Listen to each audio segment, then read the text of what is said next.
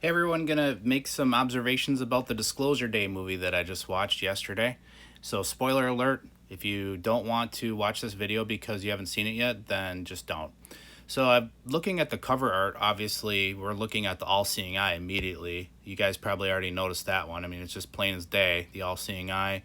They even put it in this type of cover art here where they highlight just one of the eyes instead of two, and then they put that deer over the eye, which is kind of an interesting clue. And again, the all-seeing eye has been around for forever, since before we were born. They put it on the money. There's lots of decodes on it, and you can go look at those on your own. I've related that already to Lucifer, and I feel like, well, I know it goes by many different names that I've pointed out on this channel as well. So right now we're looking at the woman in the red dress in this movie, Emily Blunt.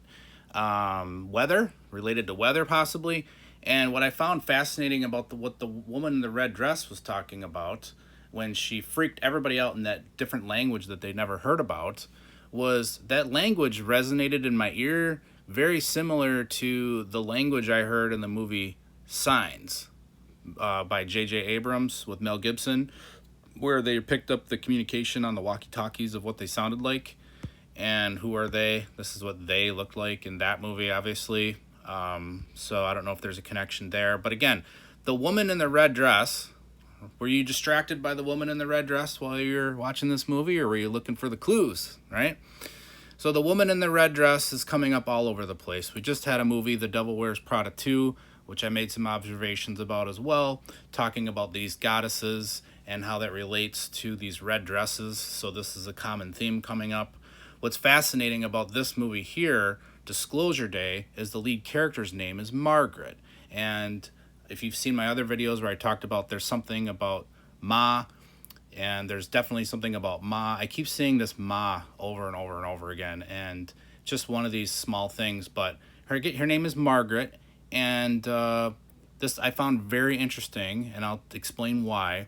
So Saint Margaret of Antioch, also known as Margaret the Virgin, she's not technically a goddess, it says on the site here, but she's venerated as a powerful patron saint, celebrated for her legendary triumph over a dragon. It says the dragon legend is, according to medieval legend, she was thrown into prison where Satan appeared to her as a dragon. When the dragon swallowed her, she made the sign of the cross, causing the beast's stomach to burst open so she could emerge unharmed. So, check that out, right? See the red dress? Well, it's red and blue. I've seen the red and the blue dresses theme over and over, so she uses both. But the reason I wanted to point that out is in this movie, Disclosure Day, she does drive an Alfa Romeo. And what does that mean, Corey? Like, why does that matter? Well, if you look at that story we just read about the dragon and the cross and being swallowed and all that, just look at the logo of Alfa Romeo. So what do we see here? We see a person being swallowed by a dragon. We see a cross. I do want to point out the word alpha because I've talked about before the alpha and omega. I do think that relates as well. But yeah, I just find that interesting about how Margaret gets swallowed by a dragon. We've got this logo here. Now, let's talk about these goddesses more, all right? Because I think this goes deep more into this goddess research. One thing about in this movie, and again, spoiler alert, is that Margaret can shapeshift and appear to anyone at any time that is most useful to manipulate them. So if they're trying to stop her in any way, she can appear as their parent who's deceased. She can appear as whoever is, whatever their greatest weakness is, whatever will get them to drop their guard, she'll do. And not only that, she literally can tap in by looking into their eyes and know exactly pretty much everything about them and everything in their life and things that are going on. So she appears very loving, but at the same time, I want to point out that she's very manipulative because she's a shapeshifter. So let's look at that. Let's look at shape-shifting goddesses. Well, here's an image of a goddess standing right next to a deer called the Morrigan. The Morrigan was a shapeshifter in the realm of life and death. In her raven crow form, she was seen as the harbinger of death to the warrior who saw the omen. She also appeared as a cow, a wolf, and an eel. Being in these animal forms, she gained access to insights on life, prosperity, and death. Ellen of Ways, in her most ancient guise as the horned goddess, perhaps shifted form into that of a reindeer. Phidias, another shape-shifting goddess who is associated with and could become a deer or a cow. Cow is important to me as well, guys. I've been talking about Venus. She rules over Taurus and Libra. Taurus is the cow. Might also be later incarnation of the Paleolithic reindeer goddess. All right, so connected to deer, they put that in the movie, obviously, if you've seen it already. Going further here, yeah, so in this movie, you're seeing the woman in red. She's shape-shifting. She's playing with this technology as well. Now, this technology in this movie is very interesting because what it does, and I'll get into it more, is it penetrates into the mind. And what's also interesting, I will point out in this movie, is there's a motel, and the name of the motel is called In Diana. Now, Google here says that relates to Spielberg and Indiana Jones, giving the nod to Indiana Jones, that he was part of that series. But I'm seeing In Diana, and I know that Diana is a goddess. And so I think that's important to look at. And so with these goddesses, there's so many different aspects, but one of the aspects of Diana, and if you remember her, Princess Diana, I think she's very important to research as well.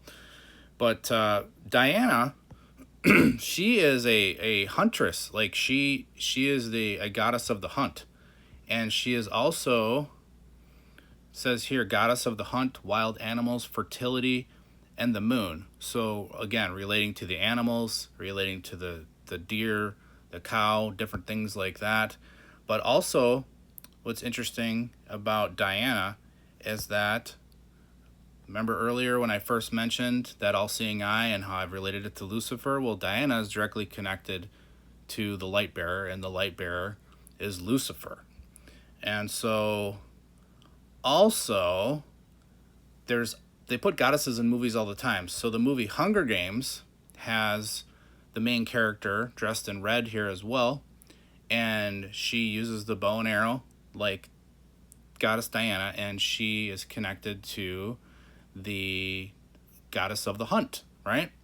So getting more back to the Disclosure Day movie here, though, one of the things I noticed in this movie is that they really put it out where we're supposed to feel sorry for these Greys in some sort of way, like they're abused and all this stuff. Now, I'm not for any abuse of any sentient beings, but in my mind, if you, like me, have researched at all into the UFO stuff, and you've heard accounts of people's stories of being manipulated by these Greys, and even in this movie, showing early on that these kids are being placed on stainless steel tables against their will, and they're appearing to them as a shape-shifting entities and not as they actually are in true form. But once they get on the table, they look right into their eyes and things like this. This is against humanity. This is something that I wouldn't consent to. This is something that I don't condone. I don't think anybody should be treated like this, where they're being experimented on, obviously. So I don't know why Spielberg wants you to feel sorry for the Greys in this movie. The only thing I can think of is maybe it's for some future thought pattern that might be not good for us to get into, like being friends with these creatures, because if they were so benevolent and so kind, then why are they experimenting through the use of manipulation on mankind? If that's what's going on here, then it's not something that we should be feeling sorry for them over. And another really cool thing about this movie is how there's a technology where they can actually enter in people's minds to see through their eyes and like share a common experience, share basically what you're seeing through your eyes by somebody hacking your brain. And I have talked about that on this video, that I put out the question, like, is it possible that our brains were designed to be hackable?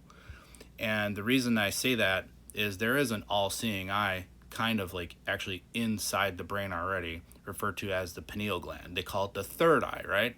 And it does look like an eye when you look at it. And I find that fascinating that they put in this movie that there's a technology that can actually hack the mind. I made a video called Third Eye, or I can't remember what it's called actually. Third Eye Pin Codes, I think it was called, where I was kind of playing around with this, where like maybe they can actually hack into our consciousness somehow because the bodies that we're in. I think these bodies might be somehow connected to being able to do something like that. So just wanted to put all that out there. And if you haven't seen the movie yet, go see it. All right, have a good day.